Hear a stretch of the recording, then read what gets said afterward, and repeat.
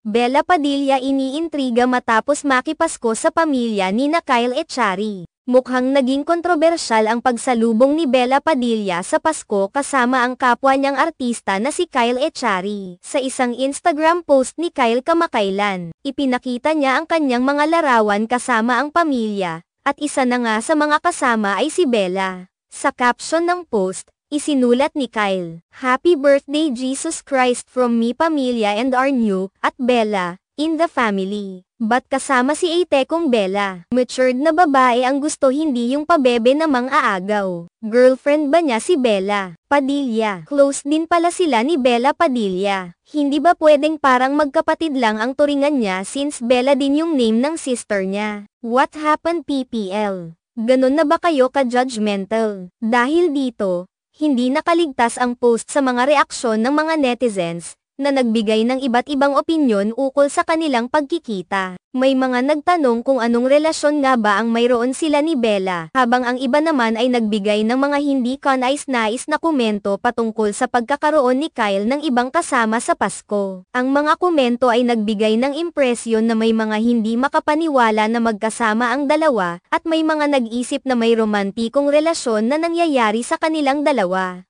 Marami sa mga netizens ang nagsabi na baka may namuong espesyal na ugnayan ang dalawa, na siyang naging dahilan ng mga tanong at haka-haka. Samantala, sa Instagram post ni Bella, ikinukwento niya na hindi niya talaga inaasahan na makakasama siya ng pamilya ni Kyle sa pagdiriwang ng Pasko. Aniya, ang plano lang niya ay magpasko ng tahimik at magbabad sa Netflix kasama ang kanyang alaga na si Alfie. Ngunit, ayon kay Bella, inampon siya ng pamilya ni Kyle at naging bahagi ng kanilang masayang selebrasyon. Ipinakita ni Bella ang kanyang pasasalamat at kasiyahan sa pagtanggap sa kanya ng pamilya ni Kyle bilang bahagi ng kanilang Pasko. Dahil sa mga pahayag ni Bella, malinaw na hindi romantiko ang kanilang relasyon ni Kyle, kundi isang magandang pagkakaibigan at pagiging magkakasama sa selebrasyon ng Pasko. Tila nga nagkaroon ng pagkakaroon ng misinterpretation sa kanilang pagiging malapit sa isa't isa, kaya't nagkaroon ng mga hindi pagkakaunawaan mula sa mga tao sa social media.